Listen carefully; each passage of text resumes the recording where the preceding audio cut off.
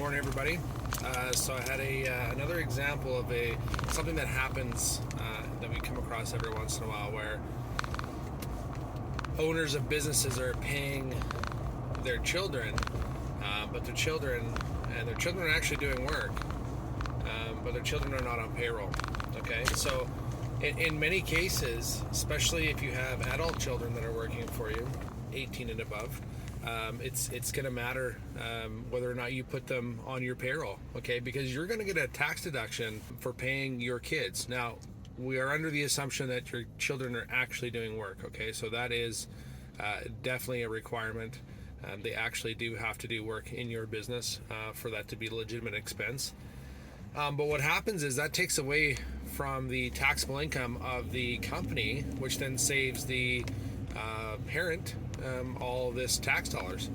And in the case that I'm thinking of, they went to work, he paid them under the table, so they wouldn't have to pay any taxes.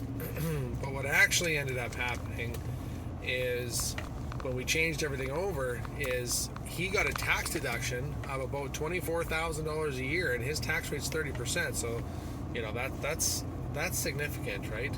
And then they actually got a tax refund as well, because now, according to the government, they had a job and they were getting the working income tax benefit supplement. So they also got a refund. Well, all in all, I think that client in particular, with all the different moving around when it came to payroll, I think we saved them somewhere close to about $11,000 or $12,000, something like that.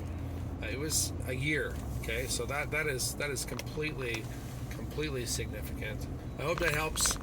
Don't pay your people under the table if you think that you're doing them any favors, because they're not doing you any favors when it comes to you paying your taxes. Okay, hope that helps. Take care of yourself, take care of your family, take care of your friends, and be well.